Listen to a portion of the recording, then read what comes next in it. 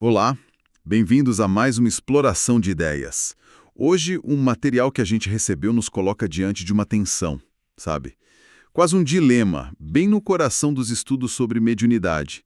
A pergunta que não quer calar e que vai guiar nossa conversa aqui é a seguinte: a mediunidade é um acerto de contas pessoal? Uma prova para corrigir erros do passado? Ou será que ela é, na sua essência, uma ferramenta de trabalho, uma missão voltada para o outro? Exato. E essa tensão é o ponto de partida de tudo. O mais interessante nos textos não é achar uma resposta definitiva, tipo, é isso ou é aquilo. É perceber que essas duas ideias, prova e missão, elas coexistem, mas uma delas, ela ganha uma força e uma proeminência que acaba definindo todo o campo. A gente consegue ver uma verdadeira jornada conceitual nos materiais. Perfeito. Então é essa jornada que a gente quer mapear hoje. Vamos mergulhar fundo nos textos para entender como Allan Kardec, lá em O Livro dos Médiuns, ele constrói a base de uma dessas visões. E depois como figuras como Emmanuel chegam para, digamos, colocar uma música nessa letra, dando uma força imagética incrível para essa ideia. Ok, vamos desvendar isso. Para começar, a gente precisa ter clareza sobre os termos, né? Os textos fazem uma distinção muito nítida entre prova e missão. Antes de mais nada, vamos colocar as cartas na mesa. O que significa cada um desses conceitos nesse universo específico? Dentro desse contexto, a prova é um mecanismo de reparação kármica. A ideia é que o espírito, ao receber a faculdade mediúnica, está recebendo uma ferramenta para lidar diretamente com as consequências de erros que cometeu em outras vidas. É uma oportunidade de reajuste, sabe? Se alguém usou mal a palavra no passado, talvez receba uma mediunidade de psicofonia para aprender a usá-la para o bem. O foco é quase que totalmente individual. É voltado para o resgate do próprio espírito. Entendi. É uma visão bem introspectiva, então. O foco é eu e o meu passado, uma espécie de dívida a ser paga. Mas os textos contrastam isso fortemente com a outra ideia, a de missão, que parece virar essa lógica de cabeça para baixo, não é? Exatamente. Vira a lógica do eu para o nós. A missão é apresentada como uma oportunidade de trabalho no bem. Aqui, a mediunidade não é um fardo para quitar uma dívida, mas um talento, um dom a ser colocado a serviço do coletivo. É um chamado para o auxílio, para a caridade, para ser um canal de consolo, de esclarecimento. A perspectiva deixa de ser a reparação do passado para ser a construção do futuro. Não só o seu, mas o de todos ao redor. O fascinante aqui é a tensão que isso cria. O ponto de partida pode até ser uma prova, mas o destino, o propósito, parece ser sempre a missão. E essa tensão entre a necessidade individual e a responsabilidade coletiva é o que torna tudo mais complexo e interessante. Mas, pelo que os textos indicam, essa questão não fica flutuando no ar. Há um momento, uma obra específica que age como um divisor de águas, solidificando uma dessas visões como a diretriz principal. E essa obra é o Livro dos Médiuns. É um marco zero dessa definição. Kardec, com sua abordagem metódica, quase científica, ele não deixa essa questão em aberto. Os materiais apontam que é em O Livro dos Médiuns que a mediunidade é oficialmente enquadrada como uma missão. E ele não faz isso com uma ou duas frases soltas, não. Ele constrói um argumento sólido, dedicando capítulos inteiros para falar sobre o caráter moral dos médiuns. Espera um pouco, isso é fascinante. Porque se a qualidade da mediunidade, a qualidade da comunicação, depende da moral do médium, Kardec está fazendo uma coisa radical. Ele está tirando o foco do fenômeno, do espírito que aparece, da mesa que gira e colocando todo o peso na intenção e no caráter da pessoa que serve de intermediária. É uma virada de chave gigantesca. Gigantesca, ele basicamente diz, olha, o fenômeno pelo fenômeno é mera curiosidade. Pode até ser perigoso. O que valida a mediunidade é o seu propósito, é o bem que ela pode gerar. E é para selar essa ideia que ele introduz um termo que é crucial na nossa análise. O medionato. Exatamente, o medionato. E essa ideia de compromisso, de fazer o bem, tem até um nome específico nos textos, né? O tal do medionato. Isso vai muito além de simplesmente ter mediunidade. Muito além. O sufixo ato, em português, ele denota um ofício, uma dignidade, uma função com responsabilidades. Pense em sacerdotado, magistrado, mandato. Ninguém diria eu tenho um sacerdotado, como quem diz eu tenho um carro. É uma função que se exerce, um compromisso que se assume. Ao cunhar medionato, Kardec eleva a mediunidade de uma simples capacidade psíquica para uma tarefa com deveres morais. Ele está dizendo, você não apenas é médium, você está com uma missão mediúnica. Fica claríssimo. Não é um dom para benefício próprio, é uma ferramenta de trabalho que vem com um manual de instruções ético. A base teórica de Kardec é um alicerce muito sólido apontando para a missão. Mas a nossa análise não para aí. Os materiais nos mostram que, décadas depois, essa ideia ganha uma roupagem nova, muito mais poética e impactante, através de uma citação que se tornou quase um mantra.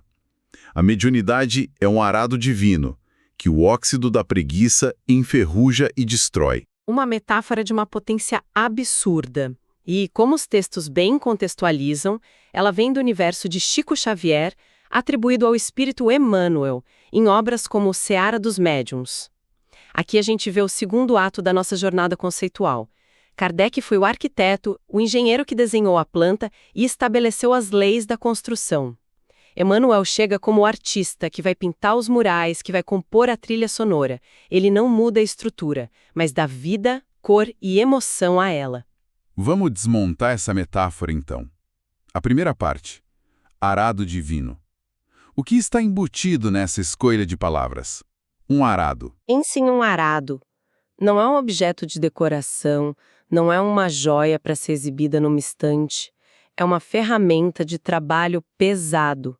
A função dele é rasgar a terra, que muitas vezes é dura, seca, para prepará-la para receber a semente. Ou seja, a primeira mensagem é: mediunidade é trabalho, é esforço, é suor. Isso remove completamente qualquer ideia de glamour ou privilégio. E o adjetivo divino qualifica esse trabalho.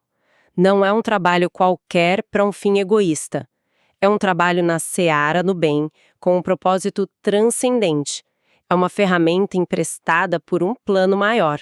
E a segunda parte, que soa como um aviso muito direto, que o óxido da preguiça enferruja e destrói. A imagem da ferrugem é muito forte. É um alerta poderosíssimo. O que causa ferrugem?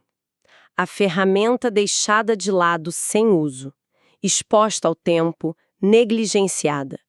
A preguiça aqui não é só a inércia de não querer trabalhar, é a recusa em cumprir o propósito para o qual a ferramenta foi criada.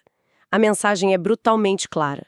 Se esse arado, essa mediunidade, não for usada na missão de serviço, ele não só fica inútil, ele se corrompe. Ele adoece. A ferrugem da vaidade, do egoísmo, do desinteresse pelo próximo.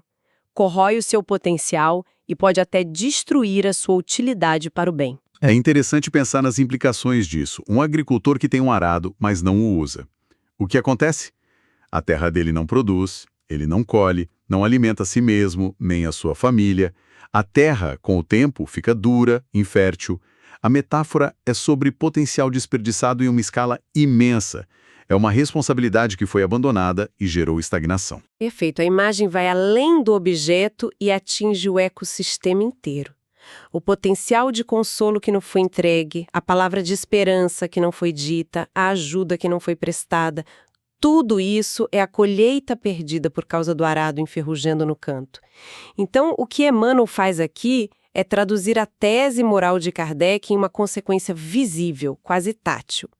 Não usar a mediunidade para o bem não é uma opção neutra, é um ato que gera deterioração. Então, se a gente conecta tudo isso, a imagem que se forma é muito nítida. Emmanuel não está criando uma doutrina nova, nem corrigindo Kardec. De forma alguma, ele está agindo como um grande amplificador, um consolidador, e isso é genial estrategicamente falando. Kardec constrói a arquitetura legal, o código de ética da mediunidade. Mas um código pode ser frio, racional, né? Emmanuel chega e pinta o quadro, cria o hino. Ele traduz a lógica em emoção, o que é fundamental para que uma ideia não só seja entendida, mas sentida e adotada em massa. A argumentação teórica de Kardec ganha uma urgência, uma alma, na metáfora de Emmanuel. Não é mais um conceito num livro, é uma ferramenta na sua mão que exige ação. Ok, se a gente parar e olhar o caminho que percorremos até aqui, o que a gente tem. A jornada começa com essa dualidade, essa pergunta. A mediunidade é para mim, para eu me curar, a prova, ou é para os outros, para eu servir a missão? Isso. E vimos que, embora a prova possa ser o ponto de partida individual de muitos, a estrutura doutrinária construída por Kardec em O Livro dos Médiuns aponta de forma inequívoca para a missão como propósito final. Ele faz isso ao amarrar a eficácia da mediunidade à moralidade do médium e ao criar o conceito de mediunato, que é sinônimo de compromisso e responsabilidade. E, por fim, vimos como essa base, essa fundação, é consolidada e popularizada décadas depois por figuras como Emmanuel. Ele não adiciona tijolos novos à construção, mas passa uma camada de tinta viva, vibrante, com metáforas como a do arado divino, tornando a responsabilidade da missão algo imediato, palpável e inesquecível. A transição da prova como foco para a missão como propósito definitivo se completa. Exatamente. A prova pode ser a razão pela qual você recebeu a ferramenta, o seu histórico pessoal, mas a missão é o manual de instruções, é a razão pela qual a ferramenta existe. E essa análise nos mostra um enquadramento muito claro da mediunidade com uma capacidade, com um propósito inerente de serviço. O que nos deixa com uma última reflexão, não é? Sim, a análise toda nos leva a um pensamento final, quase uma provocação. Nós vimos como uma capacidade, a mediunidade, foi recontextualizada de algo pessoal e talvez até estranho para uma ferramenta de responsabilidade coletiva. Isso nos leva a pensar que outros talentos ou capacidades que consideramos puramente pessoais, uma habilidade artística, uma inteligência para negócios, uma facilidade de comunicação, até mesmo a capacidade de ouvir o outro com empatia, não poderiam ou talvez não deveriam ser reexaminados sobre essa mesma lente de missão. Quantos arados divinos a gente tem guardados, talvez enferrujando um pouco, que poderiam estar a serviço de algo maior do que nós mesmos?